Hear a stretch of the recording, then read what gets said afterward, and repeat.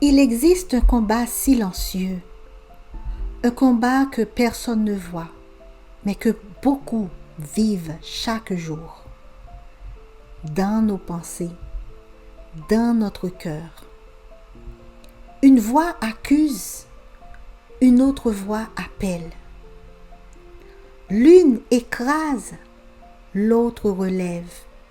Et pourtant, la parole de Dieu nous dit dans Romains 8, verset 1er, « Il n'y a donc maintenant aucune condamnation pour ceux qui sont en Jésus-Christ. » Alors, pourquoi ce poids est-il encore là? Pourquoi certaines pensées nous enferment, nous accusent, nous éloignent de Dieu?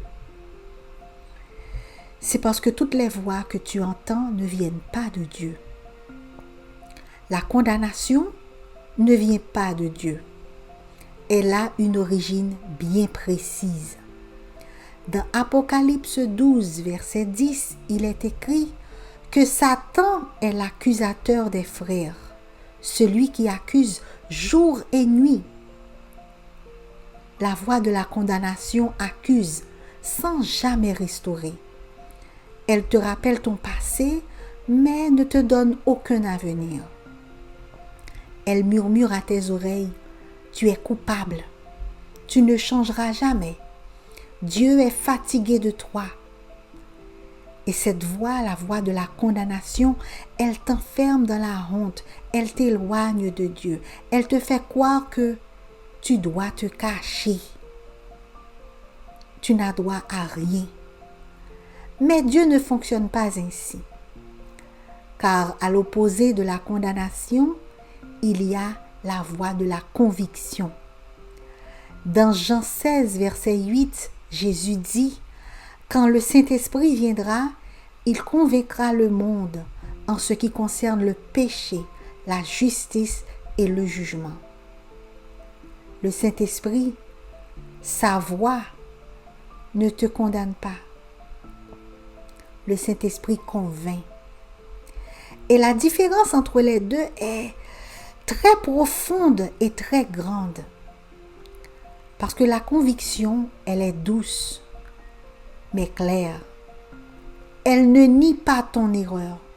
Elle ne dit pas que ton erreur est juste, mais elle ne détruit jamais ton identité. Elle te dit, ce chemin n'est pas bon. Reviens, Dieu t'attend. Pourtant, la condamnation te pousse à fuir Dieu, mais la conviction te ramène à lui. La condamnation attaque qui tu es, mais la conviction ajuste ce que tu fais. Et ce combat, mon ami, ça se passe dans un endroit très précis, dans tes pensées. La Bible nous dit dans 2 Corinthiens 10, verset 5, « Nous amenons toute pensée captive à l'obéissance de Christ. » Cela signifie que toutes les pensées ne doivent pas être acceptées. Certaines viennent pour te détruire, d'autres viennent pour te transformer. Tu ne contrôles pas toujours ce qui entre dans ton esprit, mais tu peux choisir ce que tu laisses rester. Et c'est là que tout se joue, parce que tu as un pouvoir. Le seul pouvoir que tu as, c'est de choisir de croire la condamnation ou bien d'écouter la conviction. La Bible dit dans Jacques 4, verset 7, « Résistez au diable et il fuira loin de vous. » Résister, ce n'est pas lutter avec force, des coups de poing, etc. C'est refuser de croire au mensonge. C'est de se dire que cette pensée ne vient pas de Dieu, donc je ne l'accepte pas. Maintenant, prends un instant, respire profondément et entre dans ce moment de prière avec moi. Père Céleste, je viens à toi tel que je suis, avec mes pensées, mes luttes, mes faiblesses. Seigneur, apprends-moi à reconnaître ta voix. Donne-moi le discernement pour ne plus accepter la condamnation. Ta parole dit que Je ne suis plus condamnée. Aujourd'hui, alors, je choisis de le croire. Saint-Esprit, viens éclairer mes pensées. Montre-moi ce qui vient de toi et ce qui ne vient pas de toi. Convainc-moi avec ta douceur. Corrige-moi avec amour. Mais surtout, ne me laisse pas me perdre dans le mensonge. Apprends-moi à revenir encore et encore, sans honte, sans peur.